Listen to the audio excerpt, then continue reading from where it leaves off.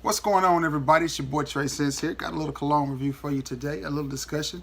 What this one is, it's two fragrances that I added to my collection since last weekend. And the first one is Gap Blue 655. I don't know what the 655 is, and I'm not really even sure why they call it blue, because this is a very green fragrance. Very clean, very green, very crisp, very blue jean, white t-shirt type with some nice Chuck Taylors. Nice little fragrance. I'm glad to have this in my repertoire. I had seen it for women and wanted it, and I almost bought it. I picked it up and got to the counter, and then my wife pointed out that that's for women. I was like, dang, so I put it back. Went back a couple of weeks later, and lo and behold, they had the men's version. That's Gap Blue 655. And again, I don't know why they call it blue, because this is a very green fragrance. Nice springtime fragrance, nice summertime, early fall. I really enjoy it. I wore it the other day. Projection on it was decent. It did 2 hours. Longevity on it was, average, about 4 hours, which is about all we're getting out of the average cologne today, is about 4 hours. And, I was thinking about that too. We complain about longevity and projection on fragrances, and I'm not sure that we should. And here's why. In the 80s and the 90s, they had those powerhouses. Yes, they did perform better, but they also were harsh. If you think, especially the 70s, you think about those fragrances that came out in the 70s and mid 80s, yes, they stayed on all day, but you also had to wait 15 to 20 minutes for them to dry down before you could really tolerate the fragrance, because some of them were just so pungent.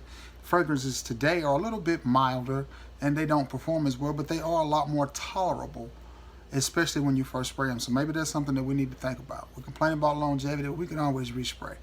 And fragrances like this is a perfect example of them. It's not harsh at all. It's very smooth, very easy, very calm, but it doesn't project as well or last as long as some of those old school powerhouses. But again, some of those old school powerhouses were straight gasoline in the beginning, and then they turned into a decent fragrance. But you had to give them a while. All right, that's Gap Blue 655. Nice fragrance. I've looked online at some of the prices of that, and some of them are $40 and $50 for a 1.7 ounce bottle. I definitely would not pay that. I'm glad I got it for $9.99, and I'm happy with it. All right, the next purchase that I picked up just happened to be a gift set, and I don't know if you can see the price. Let's see if you can see it. $35, and it was for, almost broke my bottle, and it was for Mont Blanc Emblem Absolute. I think that's how you pronounce that. Absolute. And if you're not familiar with the Mont Blanc Emblem bottles, the original, the Mont Blanc Emblem Black is black. The original Mont Blanc Emblem is black. Intense is silver, and the Absolute is gold. I watched this gift set for probably about 2 months, at least since Father's Day, which I think was in June, and it was $69, I think. And I watched them mark it down until it got in my price range at $35. And for a 100 mil, 125 mil, and a travel atomizer and a shower gel, $35, I could not pass it up. Now, what this bad boy smells like, it reminds me of a perfect mix between Dolce & Gabbana The One and Boss Bottled. It's fruitier than Boss Bottled, but it does smell very similar to Dolce & Gabbana The One. So I'm very happy with this purchase. I like it. It smells good. It's a fragrance that I will wear and get a lot of use out of.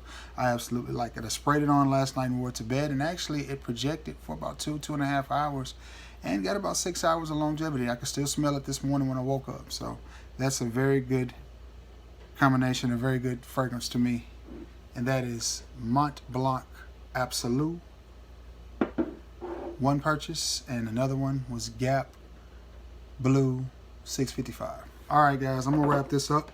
Thank you for checking out my video. If you have any familiarity with either one of these fragrances, be sure to let me know so we can talk about it in the comments below. Oh, one last thing. On Mont Blanc, my TJ Maxx is where I got this one, and they have another gift set, and I'm hoping that it's still there tomorrow. I'm probably gonna go purchase it. If it is, it's $35 as well. And it is Mont Blanc Legend, and it's the same gift set. It's got the Mont Blanc Legend 125 ml bottle, and then it's got the 7 ml travel spray and the shower gel. And for $35, I think I'm going to pick that up. So, yeah. They also had Tommy Hilfiger Endless Blue, which is a great fragrance, in a 100 ml bottle for $10. And they had Salvatore Ferragamo Aqua Essentia Blue. I think I'm saying that right. It was $10 as well. But I have both of those fragrances. For $10, I may not leave them there. I may just get them and figure out what to do with them once I got them. For $10 for 100 ml bottles, that's pretty hard to pass up. But anyway, I haven't added those to my collection because I already have them. But I did add Emblem Absolute and Gap Blue 655. And I'm probably going to add Mont Blanc Legend within the next day or two because I don't see it being sold. But anyway, if you have any familiarity with these fragrances, be sure you let me know. Like, share, and subscribe. If you have anything from Mont Blanc, let me know what you got. And what's your favorite Mont Blanc fragrance? I think mine is probably Individual, or Individual, however you say that. I think that's going to be my favorite. This bad boy is going to fight for that second spot, though. It's tough. That's a nice smelling fragrance. All right, guys. Hope everybody's having a good day. Like, share, and subscribe. Until next time, peace. Have a good one, guys.